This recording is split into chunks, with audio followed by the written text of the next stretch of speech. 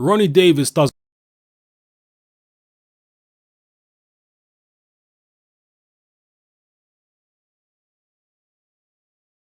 train me, but he's an old dog now. He can't hold the pads anymore.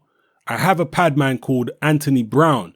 He has been with me since my amateur days, and he just knows me. He knows my work ethic, so we gel well together. The rest I do myself. I don't need somebody to push me or tell me what to do. Ronnie will put the sparring together, but I know what to do now after years of training and learning what your body does. The main thing is sparring. There is no one telling me that I have to do this many rounds on the bag. You have to skip for this long, run this far. That is all set by me because I know myself. Some fighters need to be told about 10 rounds on the bag or this road work or this amount of sparring. I am not the type of guy who needs that. I will push myself as far as I can without having someone watching me and saying that I need one more round. I am the fighter who will say, I want to do one more round even when I'm knackered. We tried Adam Booth. He is a good trainer, but outside of the ring, there were things we were not happy with. Maybe in 2017, we will take a different avenue. There are more options for us. Having needles, and he's talking about coming back from this injury, by the way. I'm just interjecting here, and I'll tell you who I'm quoting. I'm going to continue with the quote. He says, having needles and electricity shot through my arm every week, I was getting treatment out there. It was hyperextension of my elbow, which meant I couldn't use my right hand. I was getting treatment constantly for 3 months with a top doctor who looks after the royal family out there.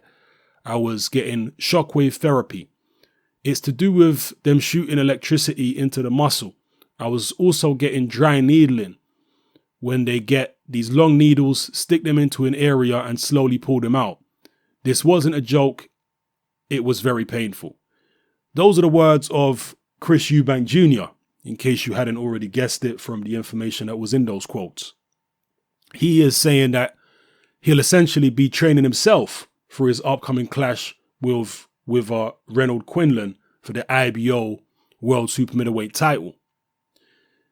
Now, given the perceived low level of this opponent in Reynold Quinlan, many people will say Eubank can get away with training himself for this particular fight because the opponent is so poor. But at the same time, people will look at this as a disturbing trend. Eubank being a fighter who some would say is difficult or maybe even impossible to train. He doesn't seem to respect most of the trainers. Famously, we remember during the Billy Joe Saunders fight when Ronnie Davis was giving him instruction in the corner, he told Ronnie Davis to be quiet or to shut up, which is an extraordinary thing to hear, particularly from a young fighter saying that to a veteran trainer. It's not like the trainer was being rude or antagonistic or anything like that. And for Eubank to bark at him the way he was when he was in a difficult fight and he was in there with an experienced trainer in his corner who could give him valuable information, valuable direction, for him to just turn around and say, be quiet. A lot of people feel that was very disrespectful and that it's a sign of impending problems with Eubank Jr. He says he knows his body. Now, I do have some sympathy with him saying that he knows his body, he knows this, that, and the other. Because everybody's body will not respond in exactly the same way to certain types of training. If you took 100 fighters and all put them on the exact same training routine, doing the exact same number of rounds, the exact same exercises, so on and so forth, they would not all be able to perform equally as well at the end of that training camp if they were all doing exactly the same thing. Some of them are obviously going to be, let's say they're all the same size fighters. Let's say they're all welterweights and you put them on the exact same training regime. They're not all going to be performing to the exact same level in terms of their energy levels, fitness, stamina. Now, some of that will come down to variables between individuals. Some individuals are naturally going to have higher energy levels than other individuals. But also, There is no one size fits all method to training, and different people will respond. Their bodies will respond differently to different types of training. A lot of boxing coaches don't seem to understand this. So they come with a hard line, one size fits all attitude to training every fighter they train, and say, well, my other fighters do this particular workout routine and they do these runs and they do this, that, and the other. If you're not doing it, that's a problem.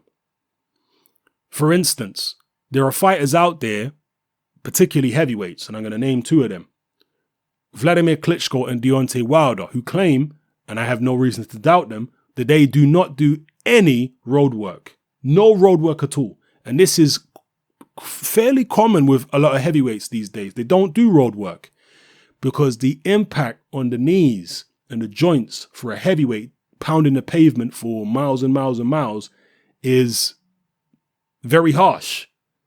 You got a guy 200 and, well, in Wilder's case, 225, in Klitschko's case, 250, particularly at Klitschko's age, running miles and miles and miles on the pavement. He's going to shatter his knees. He's going to destroy his knees.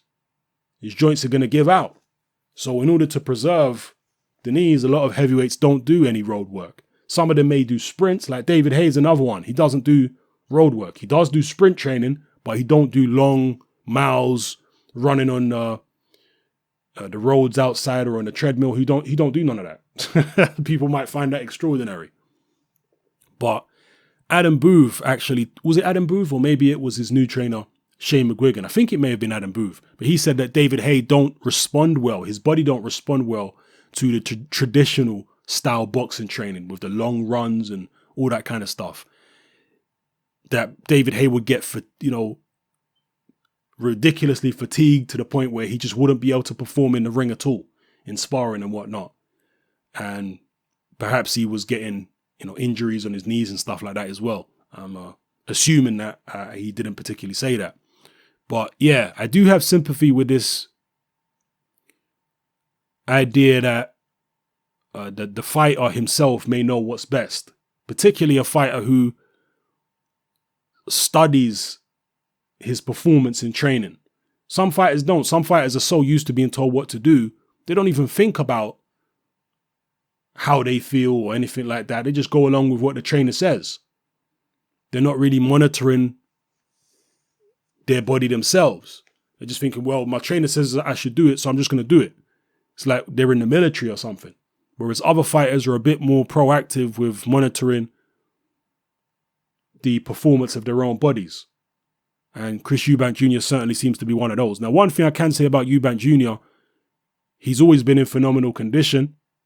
He clearly trains very hard. He's been in the 12-round distance before with no problem.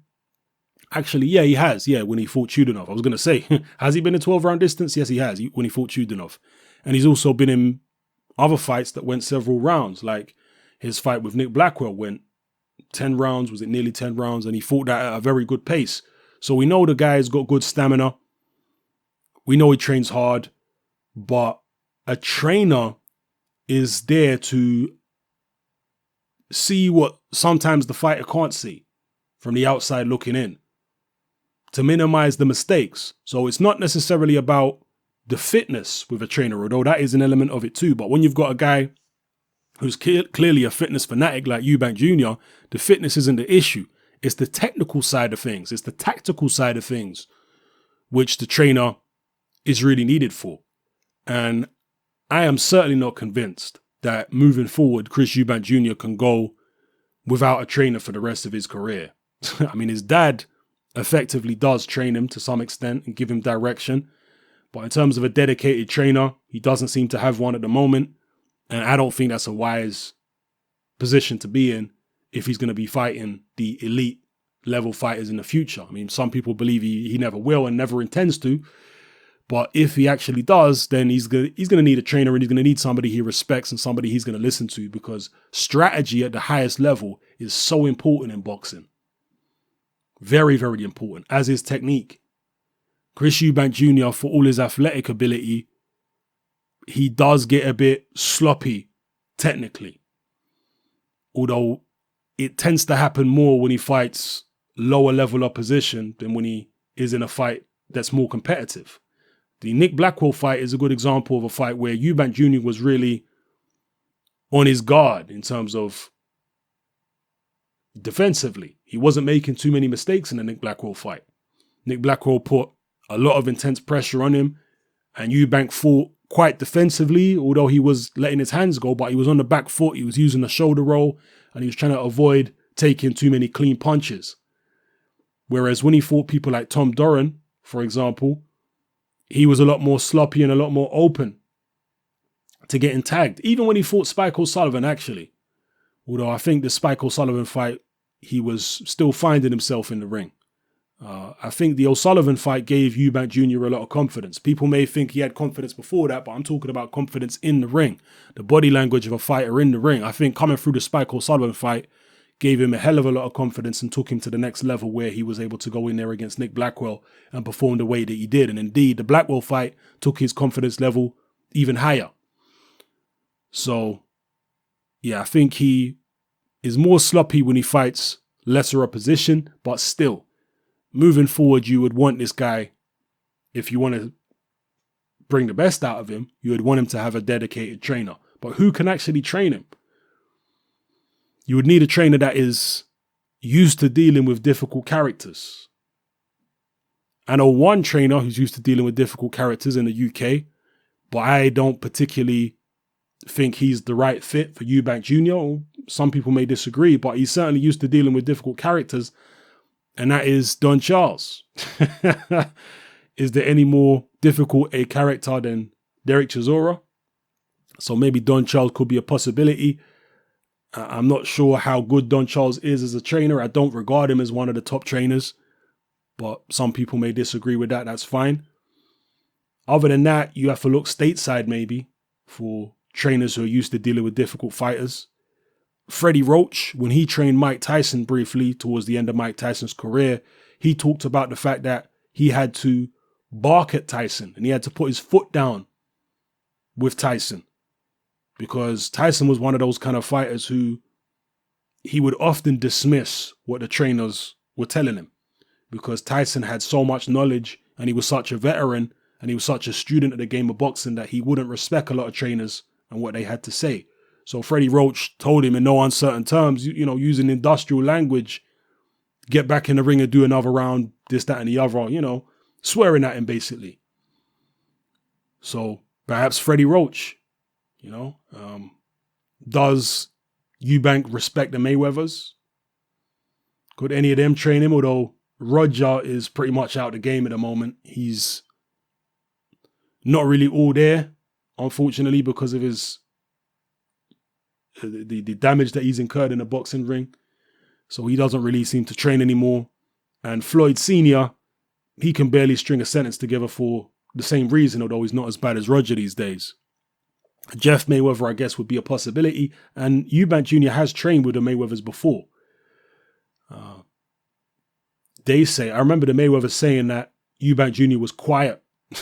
So I don't know if he's quiet in their presence all the time, whether he was just quiet back then when he was a few years younger and maybe a little bit in awe of them, or maybe coming to them like a student and looking at them like a sensei.